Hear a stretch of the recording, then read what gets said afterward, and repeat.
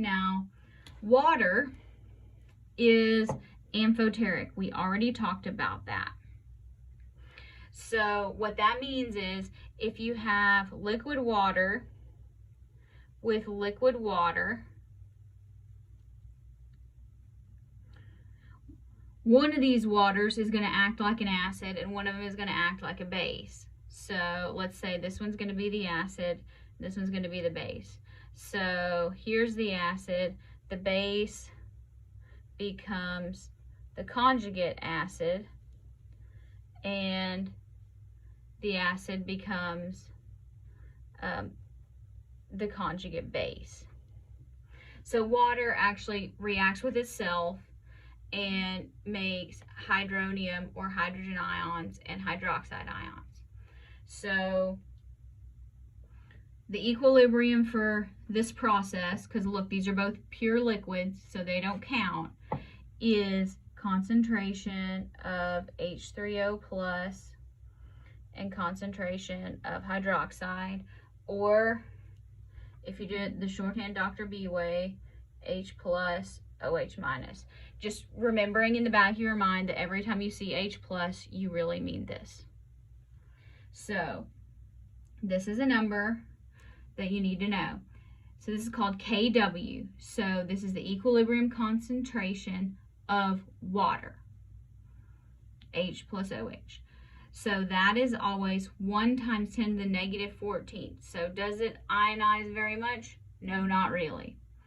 So remember, acid component times base component always equals 1 times 10 to the negative 14th.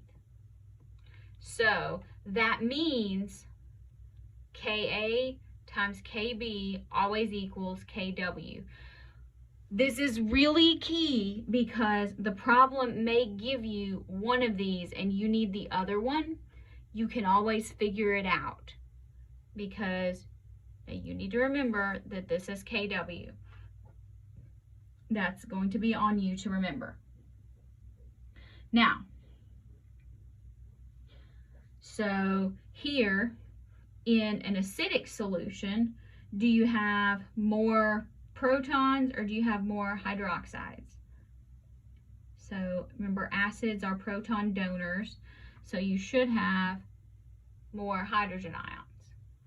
In a neutral solution, they're equal, and then in a basic solution, you should have more hydroxides. So now let's use this to try a couple of problems, and we want to determine the hydroxide concentration, and then we want to determine if it is acidic, if it's basic, or if it's neutral.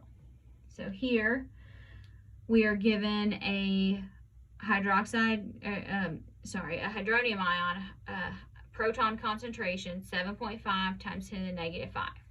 So remember that concentration of H3O plus times the concentration of hydroxide equals Kw, which is 1 times 10 to the negative 14th. So now plug and chug. 7.5 times 10 to the negative 5th times OH minus equals 1 times 10 to the negative 14th. All right, so now all we got to do is divide, right? See, this is not hard. It's not hard. It's a little weird, but it's not hard. So here, 1 times 10 to the negative 14th divided by 7.5, 10 to the negative 5. All right, so that means our concentration of hydroxide equals 1.33 times 10 to the negative 10th.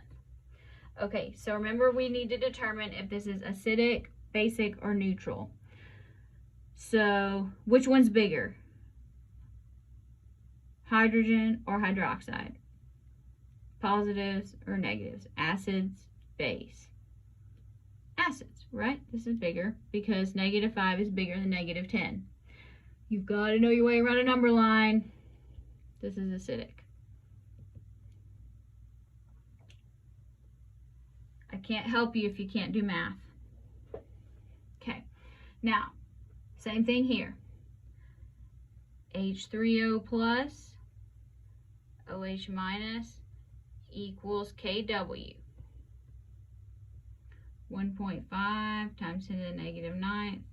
Oh, we need to put a concentration there. Units. Units are our friends. Concentration OH minus 1 times 10 to the negative 14. So let's do that. 1 10 to the negative 14 divided by 1.5 10 to the negative 9. So here we get OH minus equals 6.67 times 10 to the negative 6. Which one's bigger? Hydronium or hydroxide? Hydroxide. So this would be a basic solution. Next, if you have this as 1 times 10 to the negative 7, work it out the same way. H3O plus OH minus equals 1 times 10 to the negative 14. 1 times 10 to the negative 7 times OH minus 1 times 10 to the negative 14. Let's divide that. 1 10 to the negative 14 divided by 1 times 10 to the negative 7. OH equals 1 times 10 to the negative 7th molar. Don't forget units. All right, so look at this. They're the same. What do we call it when they're the same? Neutral. That's right.